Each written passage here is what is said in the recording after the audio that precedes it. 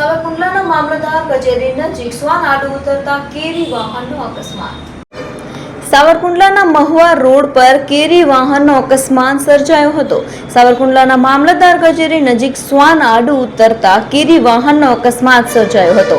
મહુવાના ગોરસ ખૂટવડા દર્શન કરી પરત માલધારી પરિવારના કેરી વાહનનો અકસ્માત સર્જાયો હતો।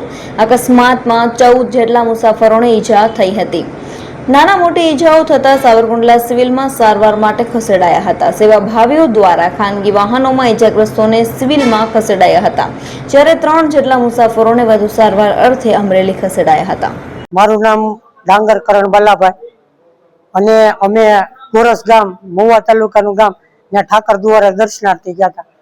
દર્શન કરીને વળતા પાછા ફર્યા ત્યારે અહીંયા મામલતદાર ઓફિસ આજુબાજુમાં એક શ્વાન હતું ને એ આડું પડ્યું એટલી ખબર, અને જોરથી બ્રેક લાગી, પછી ધડાકો થયો, પછી રોડમાં પડ્યા ત્યારે ખબર પડી કે અમારે એક્સિડન્ટ થયું છે। મારું નામ ભરતભાઈ રબારી છે। અમે ઠાકરધણી હોટલે બેઠા હતા 4-5 જણા, નાગભાઈ વાળા કરીને રસ્તામાં જતા હશે અને આવી રીતે એક્સિડન્ટનો બનાવ બનેલો ને એનો ફોન મારામાં આવ્યો। અમે ત્યાં પહોંચ્યા, ત્યાં માહોલ બહુ ખરાબ હતો।